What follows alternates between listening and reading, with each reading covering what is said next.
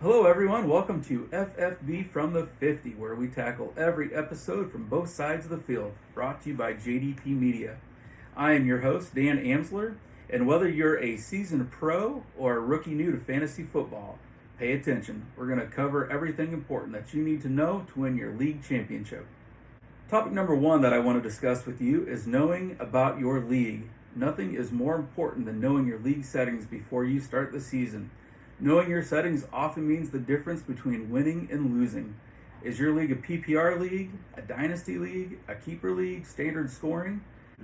First thing I want to talk about is your roster construction.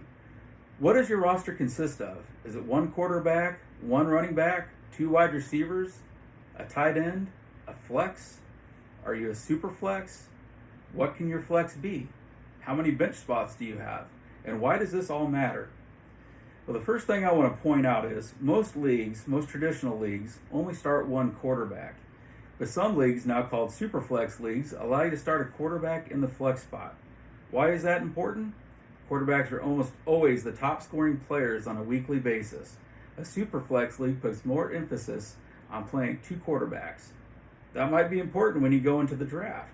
Do you take quarterbacks early? Do you wait? If you wait, you're probably going to lose. Knowing your roster settings is the difference many times between winning and losing. Another thing to note when you're looking at your flex is whether or not you can start a tight end in your flex. I want you to imagine the value of having two top-tier tight ends, like let's say Travis Kelce, Mark Andrews, Kyle Pitts, Darren Waller. If you have any combination of those guys on your team, you can start one in your tight end spot, and they're good enough to start one in your flex. Having that advantage is huge. There are so few top-tier tight ends, though. Be careful with who you choose. You don't want to take somebody that's going to be a lesser value and plug them into a starting spot. But knowing that ahead of time may allow you to prioritize tight ends in the draft, a position that's already scarce to begin with. Another thing to look at with your roster settings prior to going into your draft is how many bench spots that you have. If you have a short bench, you may not have the privilege and the ability to take deep sleepers that you might if you have a deeper bench league. For instance, I play in one league where we only have 4 bench spots. I've got a lot of sleepers, a lot of guys that I think very highly of, but only having those 4 bench spots does not allow me the ability and the luxury of going out and grabbing some of those deeper sleepers. In another league, I have 7 bench spots, so I can afford to take a flyer on some of those guys late in the draft and add those to my team. I'm always looking for those players with the higher upside, and having that deeper bench allows you to do that. Also important to note, do you have an IR spot or maybe even 2 or 3 IR spots on your roster? Check into those ahead of time and find out what qualifies a player to go into that IR spot.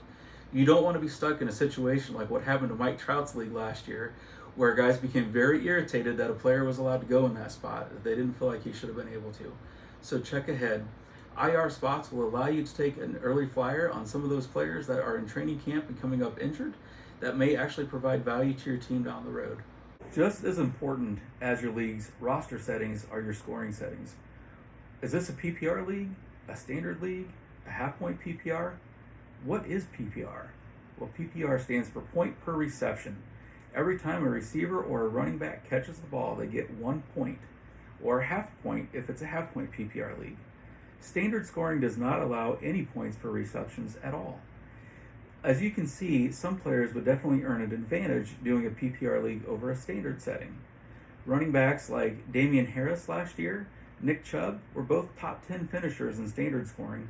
Both finished outside the top 10 in both half-point and full-point PPRs.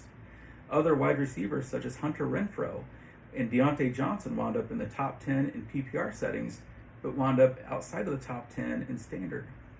It gets really crazy when you get to places 10 through 20. That's where PPR versus standard scoring really starts making a difference. Know how your players earn their points. Another thing that can affect your scoring is how many points are your touchdowns. Across almost all leagues, rushing and passing touchdowns are 6 points along with receiving touchdowns. But that's fairly new. Passing touchdowns used to go for 4 points. As you can see, a 4-point versus 6-point difference for a passing touchdown can have a major impact on how many points your quarterback is scoring for you. Getting that third touchdown is worth the touchdown itself when you look at the difference. 3 touchdowns at 2 points each more, that's an extra 6 points. That really puts an emphasis on those quarterbacks that pass for a lot of touchdowns. Most leagues also offer 1 point for every 10 yards rushing or receiving. Make sure that's the case. You could also see where 1 point for every 10 yards rushing would really benefit the quarterbacks that are mobile, such as Lamar Jackson and Jalen Hurts. Also important to know, does your league penalize you? Does your league allow for negative points? A lot of leagues will actually charge a quarterback 1 point every time they're sacked and 2 points for every time they throw an interception. Most leagues also dock a player 2 points for fumbling the ball. I have seen some leagues where a pick 6 actually results in negative 8 points for the quarterback, negative 2 points for the interception, and negative 6 points for the return touchdown. It is vitally important to know if your team has these negative points. There are quarterbacks in this league who year after year take a lot of sacks. Look at Justin Fields last year. Also interesting to note, does your league allow for decimal points or fractional points? Most leagues have gone to this in order to break tiebreakers. I know this may come as a surprise, but a lot of your wins and losses are usually by just a matter of a few points here or there. By allowing decimal points, every yard counts, every point matters, and you wind up with fewer ties. Also, having said that most weeks come down to a few points here or there, I'm going to go against the fantasy consensus and tell you not to forget about doing your research on your kickers and your defense. Think about the points that your kicker scores. Some leagues will actually dock you if your kicker misses a field goal or an extra point. Other leagues will actually give them more points if they kick the ball from further out. For instance, I play in a league where anything 40 to 49 yards is worth 4 points, and any kick over 50 yards is worth 5 points. That does give kickers like Justin Tucker quite the edge. Also, know how your defenses score points. Do they get points for sacks, interceptions, fumble recoveries? Do they get docked for points allowed, yardage allowed? Do your special teams actually earn points for a return touchdown, or does that only apply to that specific player? Those are important things to know going into the draft. Now, having talked about both roster and scoring settings, let's talk about the league a little bit itself. How many players are in your league? If you're in a shorter league with fewer players, you're going to have more talent available to you in the draft. A deeper league, such as a league that has 14 or more players, that talent's going to be spread out across the board a lot more thinly. Knowing how many players you have in your league should give you some kind of idea of who to focus on in the beginning. Also important to note, how does your league break down? Do you do weekly head-to-head? Is it points only? Do you have divisions? What does it take to get into the playoffs? All of those things matter. When is your trade deadline? Does the league have the right to veto the trade or just the commissioner? Also, how does your waiver system work?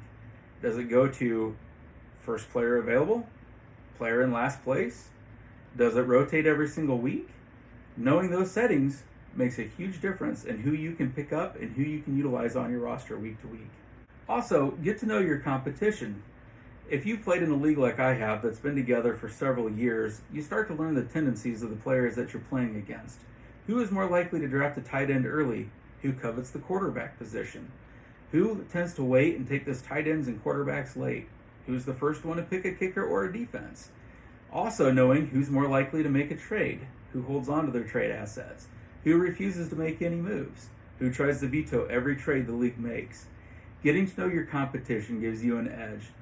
Figure out who you're going against, what their tendencies are, and you'll be on top of the league in no time. Finally, I just want to thank you for sticking with me to the end of this video.